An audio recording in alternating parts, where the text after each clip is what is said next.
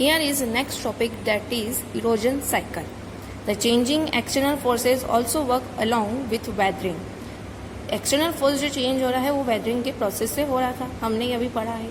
This forces continuously add to make the surface flat, and they also work for weathering, transportation and deposition. In weathering there is a breaking of rocks. Transportation means moving from one place to another, and deposition means deposit at another place. This is called erosion cycle. और ये जो तीनों process जब एक साथ continue होती है तो इसे इरोजन साइकिल कहा जाता है. जैसे rivers, glaciers, wind, underground water and sea waves are the key agents of levelling. ये सारे ही एजेंट्स होते हैं किसी भी चीज़ को लेवल करने के लिए. The surface levelling can be classified into two categories. Surface levelling को दो कैटेगरी में डिवाइड किया गया है. First one is slow wasting and the second one is rapid wasting. The rapid erosion cycle shifts the rocks from its original place by rubbing, cutting, peeling so that high elevated areas gradually decreases. जैसे कोई बहुत high mountain area है, ये प्लेटो area है, जब continuously उसको रब किया जाएगा वो कट होता जाएगा, या पिल मतलब छिलता जाएगा, तो उसका जो हाई एरिया है वो धीरे धीरे डिक्रीज होता जाएगा. This process is called slow wasting और डेन्यूडेशन. मतलब ये धीरे धीरे प्रोसेस हो रही है, एकदम अचानक से नहीं हो रही है, इसलिए इसको स्लो वेस्टिंग और डेन्यूडेशन कहा गया है. Now the process of shifting the broken or unbroken materials downwards is called transportation.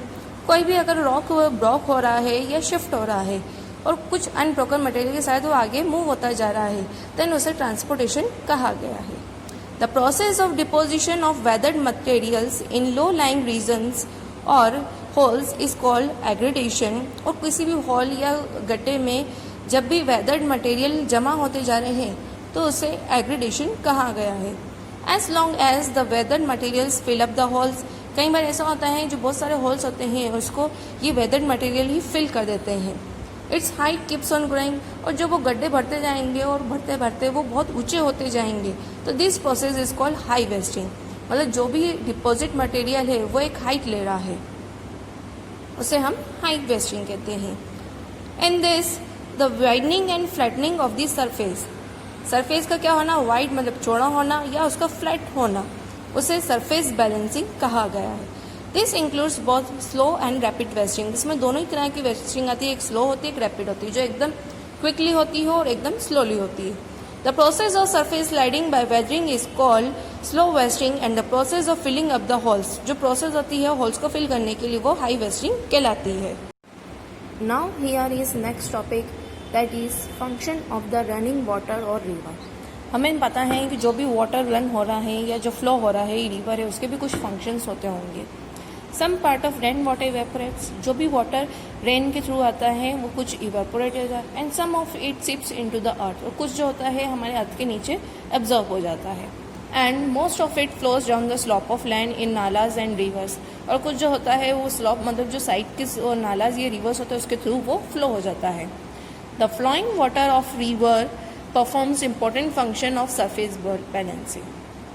जो वाटर फ्लो हो रहा है एक रिवर के थ्रू या किसी भी फॉर्म में, तो वो सबसे इम्पॉर्टेंट फंक्शन परफॉर्म करता है सरफेस बैलेंसिंग का. The work areas of rivers are quite vast. अब जो एरियाज है रिवर के वो भी वास्ट बताए गए. The rivers from its origin to the mouth make different types of landforms. अब जो भी रिवर होती है उसके ऑरिजिन मतलब जहाँ से वो फ्लो हो रही है, स्टार्ट हो रही है, उसको हम जहाँ से वो स्टार्ट होती है उसे माउथ कहते हैं.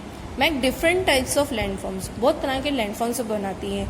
अगर आपने रिवर्स देखी होगी तो आपने देखा होगा कि वो माउंटेन के, प्लेटो के या फिर फ्लैट एरिया के इधर से जाती हैं और उसके बहुत सारे शेप्स भी में निकलती हैं वो. The flowing water rivers affects the surface in 3 ways. जो रिवर फ्लो हो रही है वो सरफेस को 3 तरह से इफेक्ट करती है, which are called 3 functions of rivers. और इन तीनों को ही उसके 3 फंक्शंस बताए गए हैं. जैसे पहला है इरोजन, दूसरा है transportation and third one is deposition. Erosion process means the water of river by its force takes the broken materials of rocks downward which come in its way. जो रिवर फ्लो हो रही है उसके साथ में रास्ते में जो भी चीज़ आएगी वो अपने साथ उसे लेती भी जाएगी.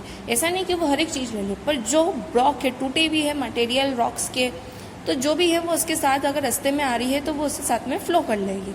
This materials come in the way of rivers due to weathering and erosion. और ये जो मटेरियल्स है वो रिवर के रास्ते में कैसे आते हैं, वेदरिंग प्रोसेस है। वेदरिंग आपको जैसे हमने पहले भी बताया है कि जो भी रॉक्स ब्रेक हो जाते हैं उस प्रोसेस को वेदरिंग कहते हैं। और इरोजन मतलब एक जगह से दूसरी जगह पे बहाव होना किसी भी चीज़ का। This materials are called the weight of the river.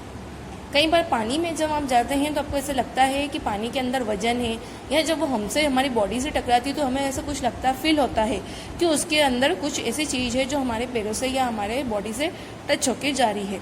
तो ये जितने भी मटेरियल्स होते हैं, स्मॉल पेबल्स होते हैं, स्टोन्स होते हैं, ये रिवर का वेट कहलाते हैं। This weight functions as the tool for rubbing. और इसके अंदर इतना प्रेशर होता है, ये जब दूसरी जगह से टकराते हुए जाती है तो वो साथ में और भी चीज़ें अपने साथ इंक्लूड कर लेती है, और भी रॉक्स को इंक्लूड कर लेती है। रब मतलब किसी चीज़ को रगड़ के ना। This materials work by rubbing and cutting the bottom and banks of reverse. ये जो मटेरियल्स होते हैं वो किसके द्वारा कलेक्ट होते हैं, रब मतलब किसी चीज़ को रगड़ कंटिन्यू। अगर कोई भी पानी का फ्लो है, हमने कोई गड्ढा देखा होगा, हमारी सड़क पे देखा होगा, जब उस गड्ढे में या पानी के फ्लो में जब वो ज़्यादा पानी आता जाएगा तो वो अपने आप बड़ा होता जाएगा, चौड़ा होता जाएगा।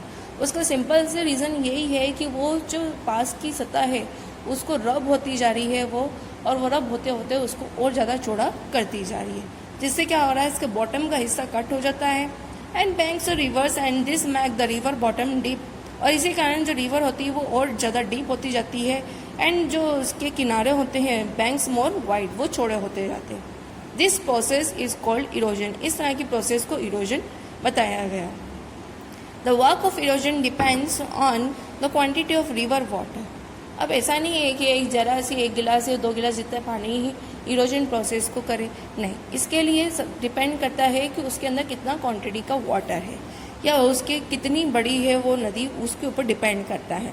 उसके अंदर कितने ज़्यादा वेव्स आएंगे, करंट्स आएंगे, उसका स्लॉप कैसा है, and the shape of rocks. और जो रॉक उसके रास्ते में आ रहे हैं वो उसके साथ टूटेंगे या उसके साथ डाइल्यूट होंगे कि नहीं होंगे, ये सब डिपेंड करता है इरोजन प्रोसेस में। The river erosion happen in 4 ways. River का इरोजन जो है 4 वेज में होता है। इरोजन का मतलब ये होता है कि एक प्लेस से दूसरी प्लेस पे उस सतह को फ्लैट करना या कैरी करना किसी भी मटेरियल को। पहला इसमें बताया गया है abrasion. The process of rocks move with the flow, scratching and shifting the bottom of river. River की जो बॉटम मतलब नीचे की सतह है, जहाँ पे अर्थ सरफेस हम कह सकते हैं, या हम कह सकते हैं जहाँ पे रॉक मटेरियल कैरी रहते हैं, तो वहाँ पे जब मूवमेंट्स आ रहे हैं, मतलब वो रॉक्स भी क्या हो रहे हैं, पीसेस जो हैं उसके वो मूव हो रहे हैं, स्क्रैच कर रहे हैं किसी दूसरी जगह को, एंड उसको शिफ्ट कर रहे हैं, उस प्रोसेस को हम एब्रेशन कहते हैं। नेक्स्ट है सॉल्यूशन। कई ऐसे हमने रॉक्स पढ़े हैं जो क्या होते हैं, वाटर के साथ रिएक्ट करके उसके अंदर डाइल्यूट हो जाते हैं। Chemical reaction of ions being carried and their solution in river water results in the form of erosion. और ये जो है इरोजन प्रोसेस में कन्वर्ट बताया गया है। Third process hydraulic action. The flowing water with its own power exerts particles projecting from the bed and bank results in hydraulic action. Weak bedrock and various forms of regolith are easily curved out by hydraulic action. कई ऐसे particles भी होते हैं जिनको water लगते ही वो अपने place से छूट जाते हैं। तो उस तरह के जो भी बैड रॉक्स होते हैं, या हम कहेंगे जो बहुत कमज़ोर पत्थर होते हैं, जो पानी के एक टच से ही वो अपने पोजीशन छोड़ देते हैं। तो ये थर्ड वाला इरोजन प्रोसेस बताया। And the fourth one is rolling and sliding. Rolling pebbles and stones rub among themselves. As a result, they break into small particles. Pointed pieces turn into round after friction and become small. मतलब कई ऐसे pebbles होते हैं जो water के साथ में flow हो रहे हैं, और जब वो फ्लो होते होते किसी ऐसे बड़े पत्थर या रॉक को रब करते हैं, उससे फ्रिक्शन होते हैं। जब दो पत्थर को हम आपस में रगड़ते हैं तो उसकी पोजीशन या उसकी तीखापन जो है वो ख़त्म हो जाता है, उसका जो पॉइंटेड फॉर्म है वो ख़त्म हो गया है। And now they turn into round. अब वो राउंड फॉर्म में आ गए हैं, मतलब वो फ्रिक्शन के कारण अब चिकने हो चुके हैं, और वो उससे छोटे भी हो चुके हैं क्योंकि वो रब हो के वहाँ से टूट चुके हैं। On these 4 processes, the river makes various landforms on the surface. इन चारों प्रोसेस के कारण ही रिवर जो है लैंड सरफेस में अलग तरह के शेप्स के सरफेस क्रिएट करती है। Landforms made by river erosion. अब जो लैंडफॉर्म्स है वो रिवर इरोजन के थ्रू जो बन रहे हैं। The most of erosion function happens in the upper part of a river. They forms gorge, canyon, V-shaped valley, waterfall and springs. Among these, gorge, V-shaped valley and waterfall are prominent. Water erosion के कारण कुछ shapes वाले area जो create हो रहे हैं या कुछ लैंडफॉर्म जो क्रिएट हो रहे हैं उसके बारे में हम यहाँ पे डिस्कस करेंगे। जॉर्ज की बात करें, when the river passes through a bed of hard rocks in highlands, its main work is to deepen its valley. जब कोई भी ऐसी प्रोसेस के थ्रू रिवर पास हो रही है जिसमें जो हार्ड रॉक है वो हाईलैंड से फ्लो के नीचे की तरफ जब वो पानी गिरता है तो जब इतना प्रेशर से वो नीचे की तरफ करेगा तो वहाँ पे जो एक हॉल की तरह एक डीपनेस वो क्रिएट करेगा। This results in a narrow and steep sided valley and the current of the water splits rock, due to the which deep valleys, gorges and canyons are formed.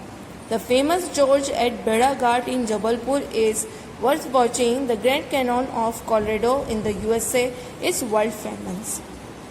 एक तरह का ये waterfall ही बताया गया है। जैसे कि हम देखेंगे टफ हाई रो है, यहाँ से वाटर फ्लो हो रहा है विद प्रेशर से और यहाँ पे वो एक क्रिएट कर रहा है hall. Next one is V-shaped valley. The target of river erosion is to reach at its base level. जो भी रिवर है वो उसके नीचे बेस लेवल पे क्रिएट हो रही है, जैसे कि हम यहाँ फिगर में देखेंगे। The base of the sea or lake in which the river falls is called the base level of the river erosion. The river makes its valley deep and widen its bank. जो river valley है वो उसको deep करती जा रही है और इसके जो किनारे हैं उसको चौड़ा करती जा रही है। It results into V-shaped valley. एक V फॉर्म में जब ये इसकी डीपनेस क्रिएट हो जाएगी तो उसे V-shaped valley कहा जाएगा। Next है waterfall.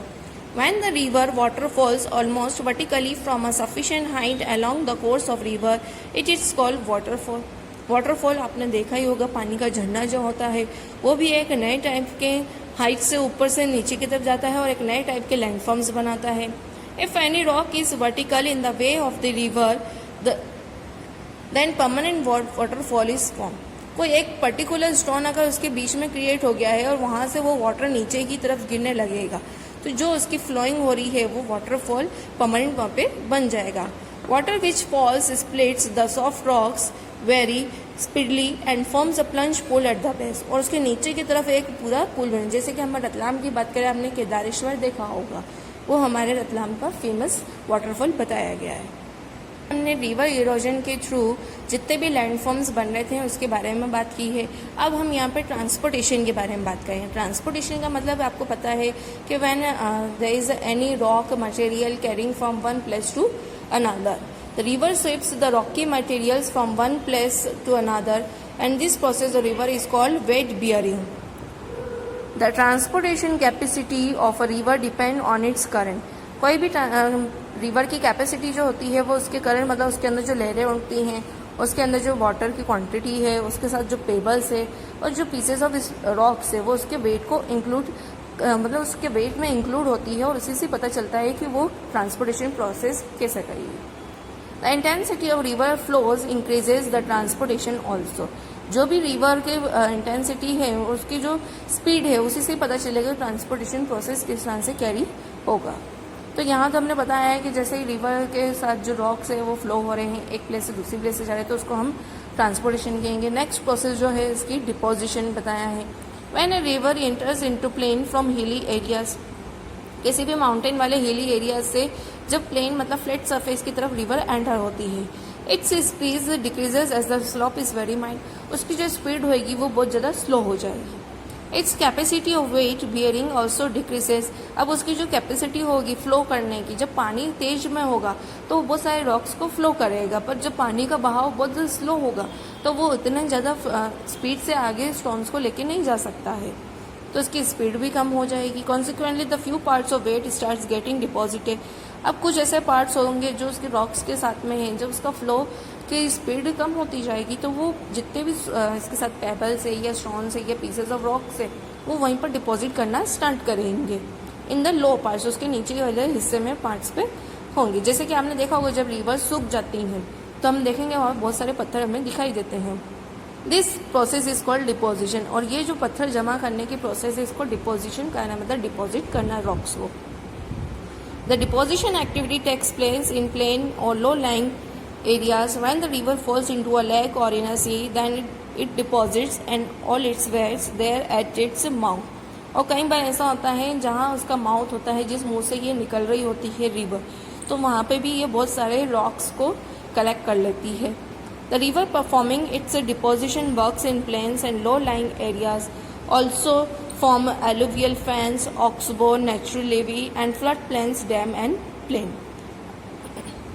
जो भी ये रिवर अपना वर्क परफॉर्म कर रही है, जिसकी डिपोजिशन के साथ में ये plains, low lying areas, alluvial plains, natural levee, flood plains, ये सब वहाँ पे क्रिएट करेगी।